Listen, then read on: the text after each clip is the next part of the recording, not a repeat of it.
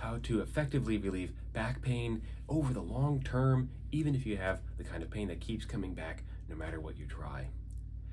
All right, today I'm going to be sharing with you the magic pause.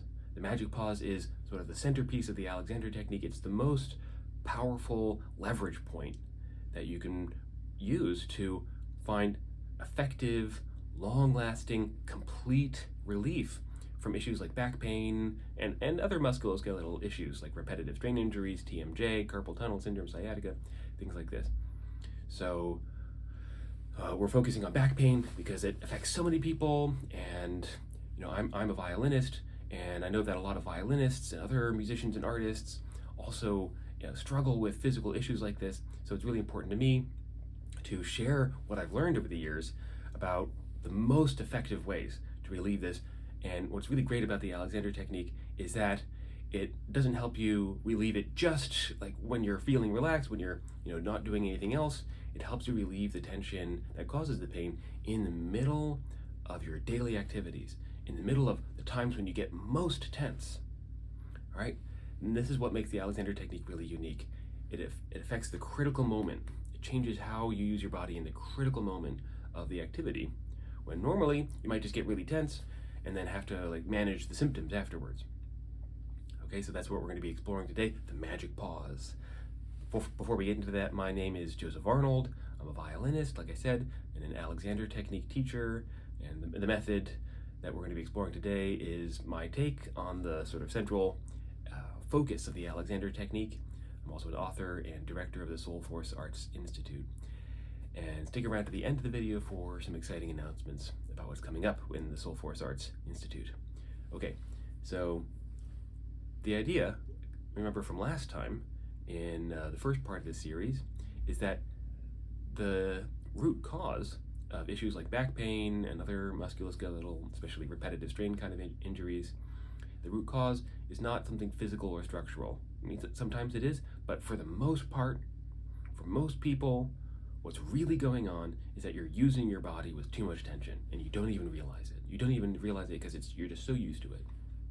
And maybe you feel the pain, but you can't really access what's causing the pain. You can't really change how you're standing or how you're playing or talking or whatever it is.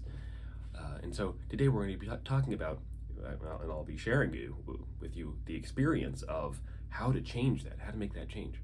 And that's what I call the magic pause.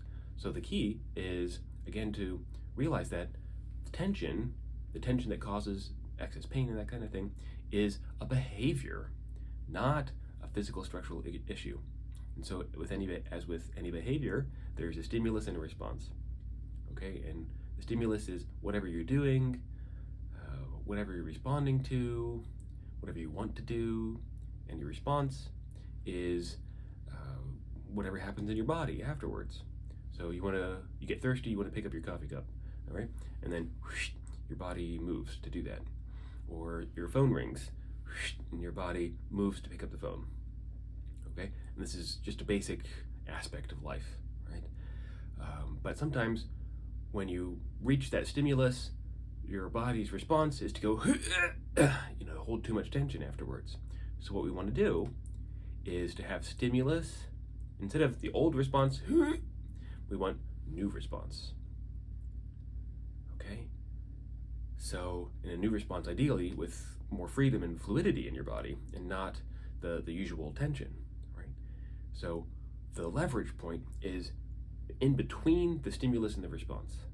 We want a pause there. We want some space there to allow your body to let go of the tension that might be building. So this is how you do it. Stimulus, pause. Ooh, I might do the old thing. Oh, let's try something new. All right, so the pause allows for the choice to do something new. And so we'll have an experiment. Okay, let's do an experiment together.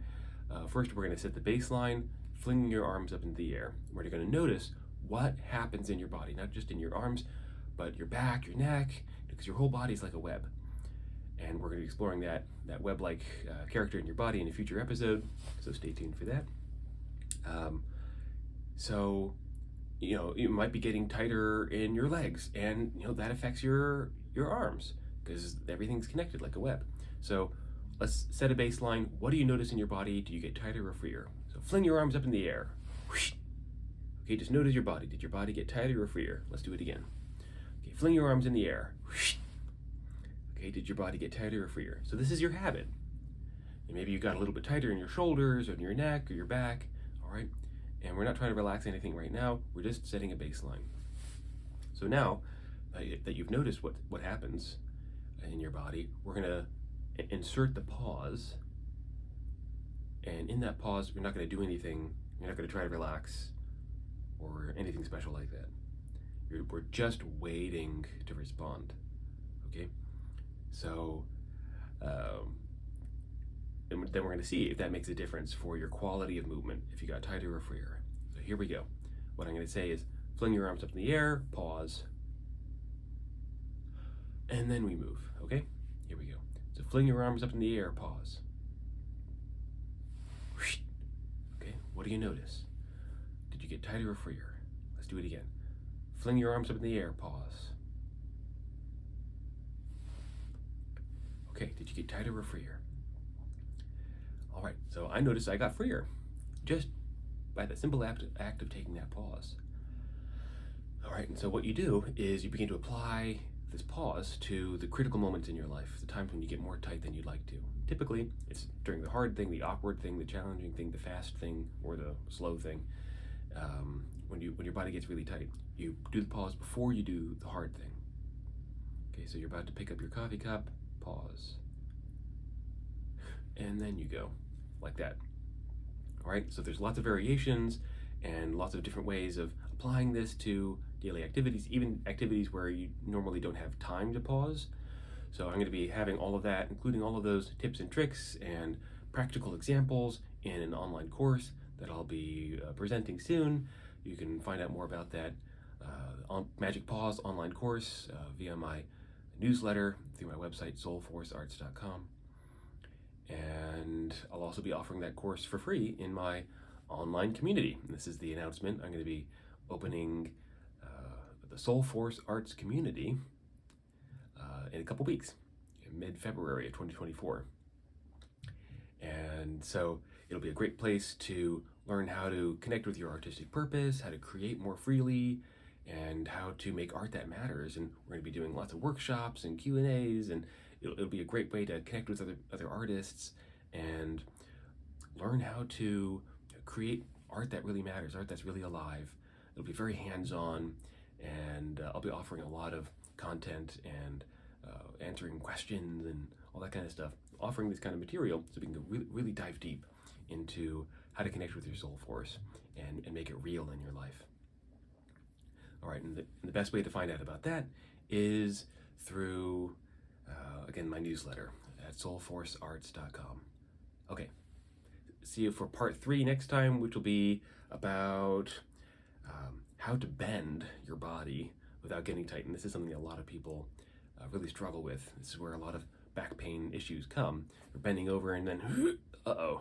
Right, so we're going to take a look at that moment, and I'll give you some really helpful advice on how to move your body so that uh-oh moment doesn't happen. Okay, I'll see you all next time.